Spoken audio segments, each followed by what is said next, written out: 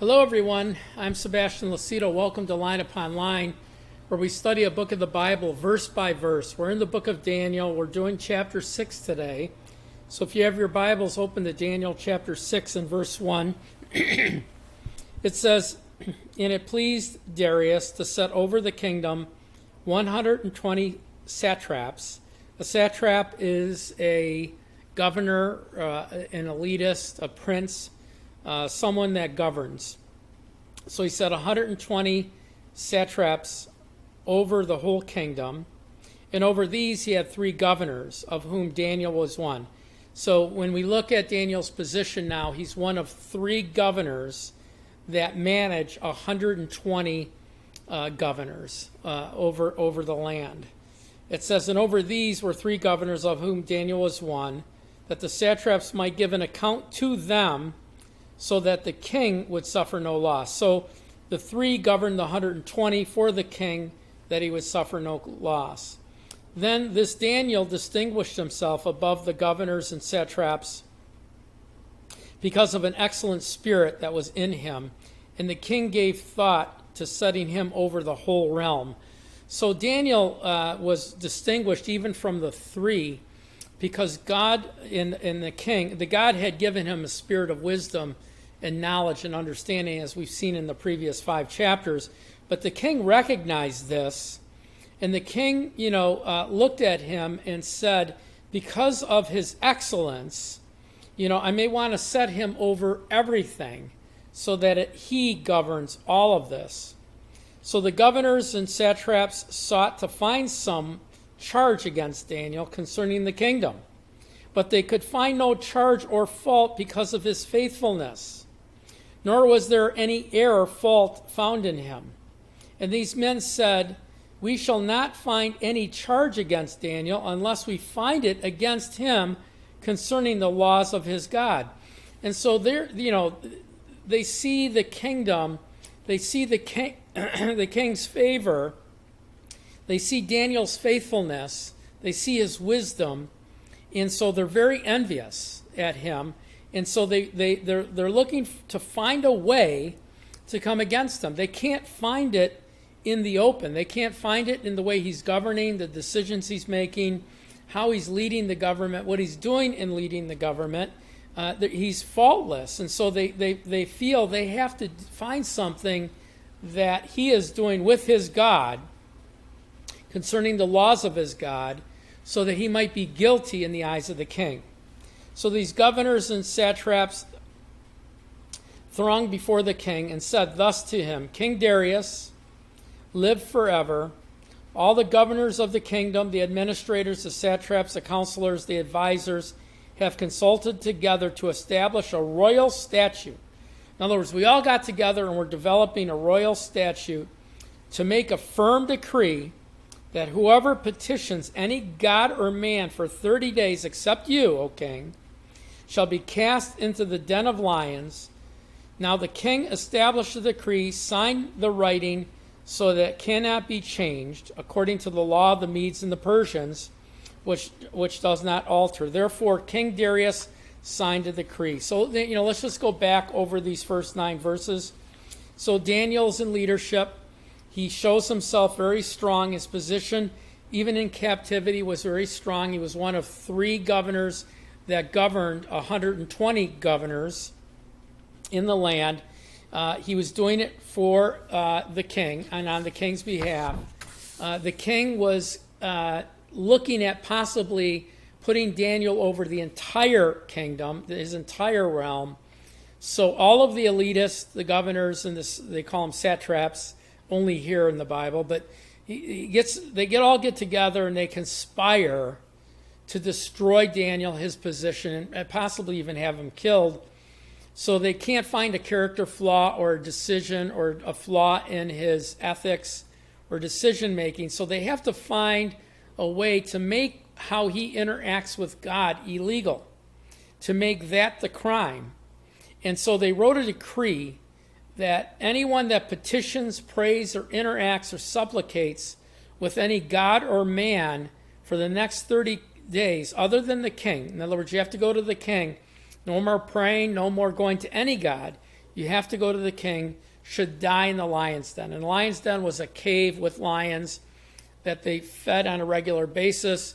And when they were going to execute somebody, they put them in the lion's den and rolled a stone in front of the doorway, so they were trapped with hungry lions. And you know what would happen then. It was a form of capital punishment.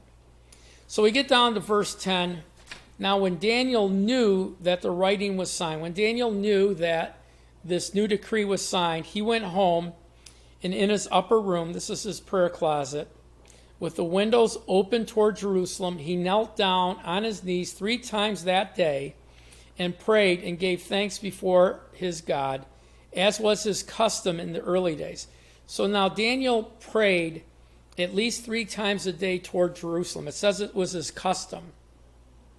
This day he went and he did the same. He prayed 3 times with the windows open toward Jerusalem. In his heart and mind, you have to remember, the temple was the presence of God. So in his heart and mind, he was praying toward the temple. Today, we don't pray toward the temple, we pray to God. Then these men assembled and found Daniel praying and making supplication before his God. They went before the king and spoke concerning the king's decree. So once this decree was in place, Daniel was breaking the law by praying to God, by interacting with God, supplicating with God. And so here they found him doing this. Windows open, they caught him in the act. So they went before the king and they said, "Have you not signed a decree that every man who petitions any god within 30 days except you, O king, shall be cast in the lion's den?" The king answered and said, "This is true, according to the law of the Medes and the Persians, which does not alter." So they answered and said before the king, "That Daniel, who is one of the captives of Judah, does not show due regard to you, O king, or for the decree that you have signed, but makes his petition 3 times a day to his God." And the king, when he heard these words, was greatly displeased with himself. Listen, the king was displeased with himself and set his heart on Daniel to deliver him. And he labored till the going down of the sun to deliver him. Then these men approached the king and said to the king, "No, king, it is law of the Medes and the Persians that no decree or statute which the king established may be changed." So here, the king hears about this. Daniel hears about it. He prays, as he does every day. These conspirators surround and find him doing this, right? And so they go before the king and they bring this indictment.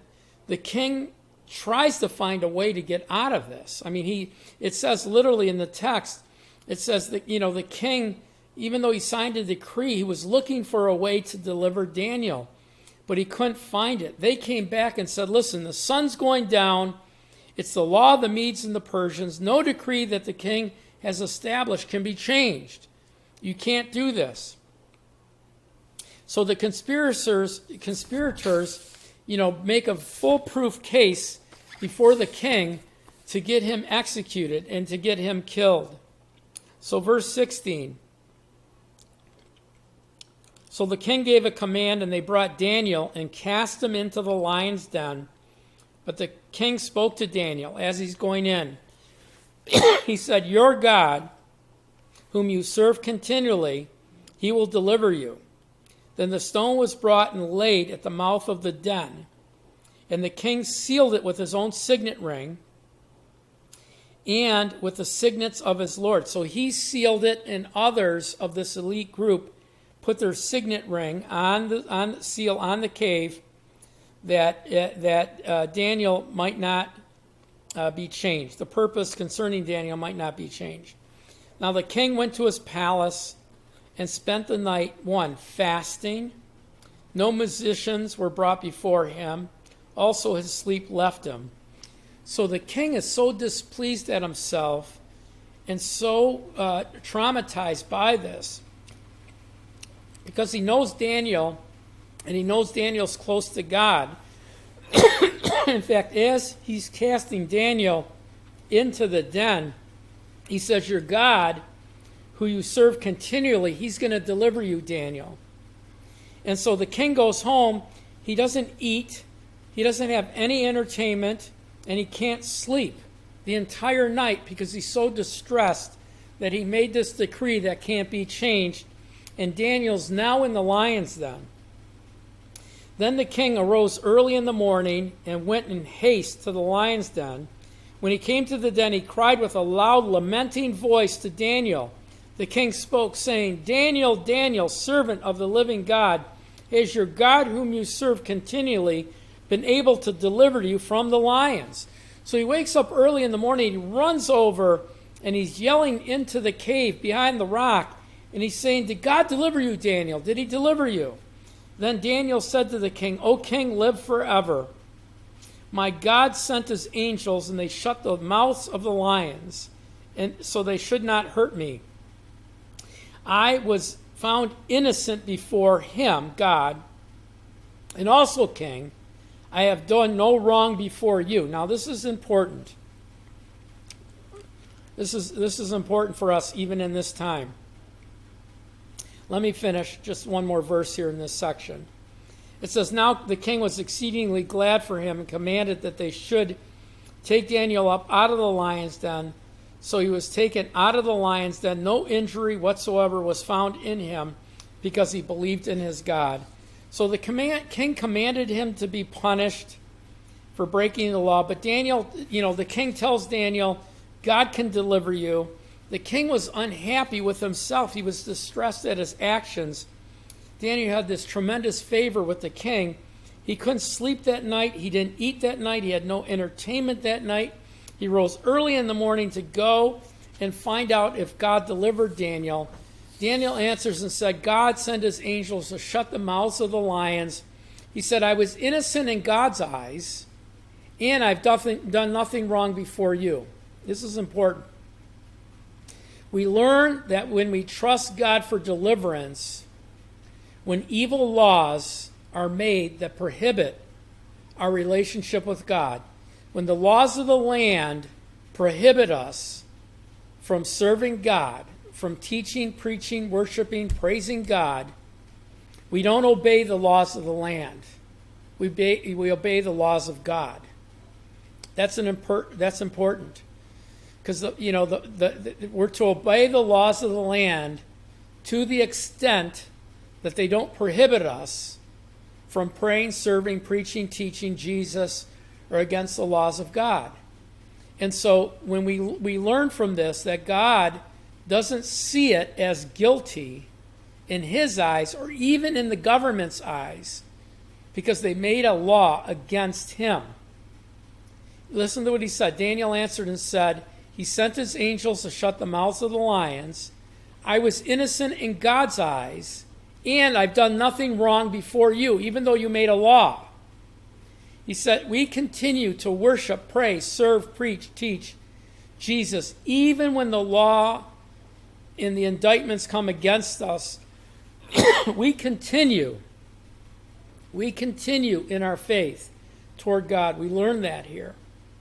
And so in verse 24, the king gave a command, and they brought all those men who had accused Daniel, cast them into the lion's den, their children, their wives, so their entire families, all of the co-conspirators, their entire families, their children, their wives, all of them were cast in the lion's den. The lions overpowered them, broke all of their bones in pieces before they ever came to the bottom. In other words, as they're falling in, the lions were eating them and destroying them and killing them, which is sow you reap, right? Then King Darius wrote to all the people, nations, languages that dwelt on earth. In other words, he controlled the earth. He said, peace be multiplied to you. I make a decree that every dominion of my kingdom must tremble and fear or respect God immensely before the God of Daniel, for he is the living God and steadfast forever. His kingdom is one which shall not be destroyed. His dominion shall endure until the end. He delivers and rescues. He works signs and wonders in heaven and on earth, who has delivered Daniel and all the power of the lions. So Daniel prospered in the reign of Darius and in the reign of Cyrus, the Persian kings. So Daniel, even though, let's understand this, even though Persia is an antichrist kingdom, one of the seven, where they held Israel captive, which they did, there was great favor with the kings under Persia, with all of them, all of the ones under Daniel, including Cyrus, who ends up giving money to be able to even Cyrus, who gives money to rebuild the temple and reestablish Israel. So, when you look at this, the king makes a decree. He believes in God. He believes in the only true God. He wants everyone to respect that God and that should worship that God. And God gave tremendous favor to Daniel, and all of his others that believed in God. And so we learn a lot from the book of Daniel. We're going to move on to 7, which now has an end time prophecy in it, which is very important for us to understand. That'll be next week. If you're not getting our notes, you're not receiving our notes, go to our website, watchersoftruth.com, watchersoftruth.com. You'll get notes. There's 5 pages of notes for today's teaching. You can make a Bible study out of it. You can go along with our teaching in the archive. You can get the entire book of Daniel, watch it next winter. It doesn't matter. It's on our website. It's on social media. But become a member, and it's free. You have access to our curriculums, access to all of our teachings, workbooks, DVDs, and then also pray about becoming a partner, donating $10 or $20. If we're speaking into your life, if God's using our ministry to speak into your life, I believe that you should honor us and God by sowing into our ministry and allowing us to continue our work. Also, please share this with many. You're our voice. We're a remote ministry. By you sharing, you're actually bringing people to our ministry. So God bless you, and I'll see you next Thursday. And we'll take up Daniel chapter 7, which has a lot of great prophetic things in it, even for the times ahead. God bless you, and have a great week.